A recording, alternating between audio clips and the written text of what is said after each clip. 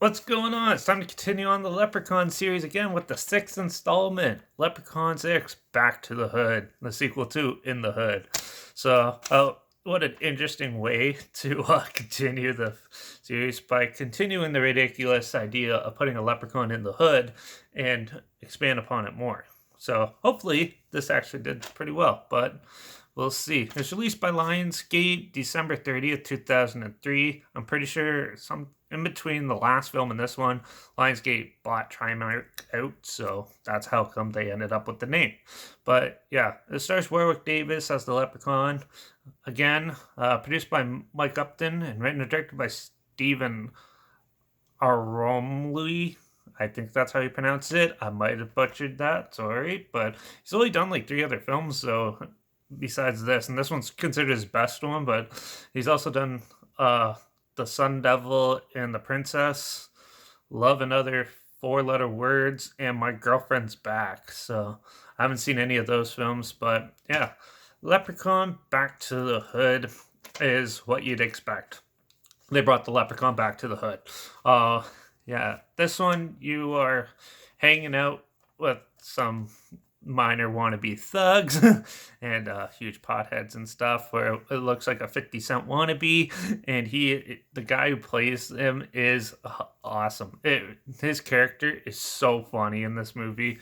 They really took the comedy up in this one, then having it bland and terrible in the hood. They definitely try to improve a lot of things that didn't go well in that one in the second part of in this Leprechaun Back to the Hood. So basically, you're following these friends, and one of them's having like relationship issues, and his girlfriend is furious with them, and she ends up falling into like an old construction site, it looked like, which has like old caverns where basically the leprechaun was hiding out, and she finds the pot of gold and takes it for hopefully her well-being and stuff, hoping it will turn her life around, and then the leprechaun seeks revenge. Typical plot for the leprechaun films, but it's how you have to basically keep it going. This is develop the trope, you got to continue the trope, right? So yeah, so the leprechaun is back, and he's in the hood again trying to seek out um who has his gold. It's your generic plot, but this one's more entertaining, I found, than the previous one. Um there's definitely a lot more comic relief and stuff. They take the leprechaun a little more seriously in this one. He doesn't have very much quirky one-liners and stuff. There is some continuity errors too in this film, but overall, it's a fun, enjoyable ride. Um, yeah, there's a lot of interesting ways the leprechaun deals with the victims and stuff, and he basically goes on a tear through the hood again.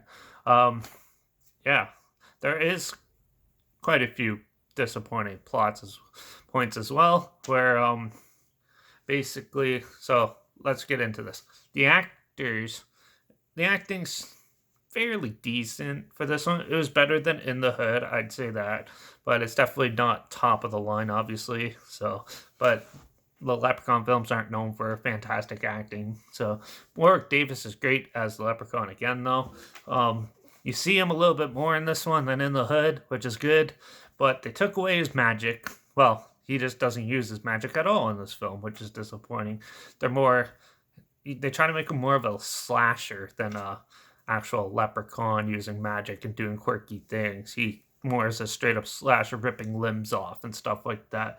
But then that's another issue with this, is that they don't actually do on-screen kills in this movie for the most part. Most part it'll be like they pan, you see him go attack a cop, for example, and then next thing you know, the cop has his leg ripped off and he's like bleeding and then faints of it and stuff. Or he goes and the girl finds his gold has a gold tooth on her upper jaw, and he goes and rips it out. You hear it, but then it shows him like holding a jaw and throws it. And it's a bottom jaw, and he has the upper tooth, which made no sense at all.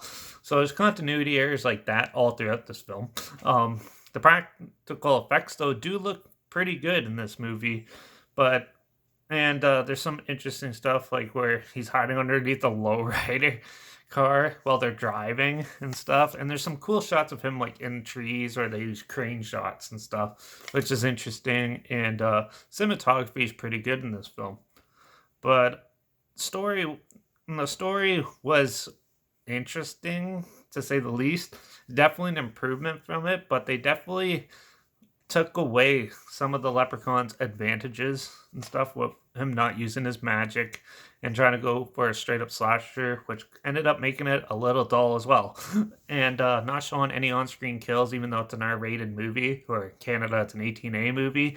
It's kind of disappointing to not see that, even though what you do see a lot more of the leprechaun in this than in the hood. So overall, it's an improvement of the last film, but it still has its fair share of issues and stuff. But that could have been budgetary reasons or just time to put it together. Time constraints and stuff I know can have a factor in when these type of films. So they're not huge things, but overall, it does take away some of the aspects to make it enjoyable and make a good cohesive story. But overall, it is a big improvement from in the hood. So with this, I'm going to give this one a 2.5 out of 5. It's enjoyable.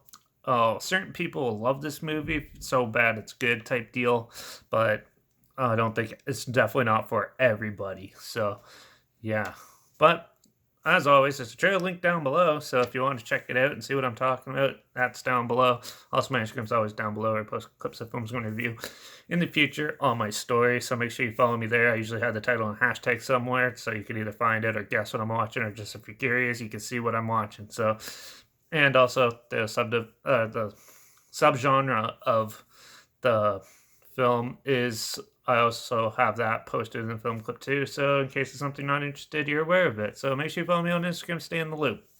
Also, make sure you like this video, share it somewhere people are aware of the Leprechaun series, and we could get some interesting sequels out and build upon the universe. That'll be interesting if that happens. Make sure you comment down your opinions of the film if you've seen it. Let me know. I'd love to hear what you thought of it. If you're similar or different from mine, I always find that interesting. So make sure you comment those down below. Also, make sure you subscribe because you never really know what I'm going to talk about next. Next one might be the next one in the Leprechaun series, or it might not be. Who knows? I've been all over the place recently. So make sure you subscribe. And if you have any other films you want to hear my opinions on, make sure you comment those down below too. I'll try my best to get to them as soon as I can, and if I can find them. So, yeah, Leprechaun 6, Back to the Hood. Improvement from the 5th one. It's still hit and miss. But it's definitely not the worst in the series. So, yeah, give it a go if you want to. Let me know what you thought. All right, till the next one. Cheers.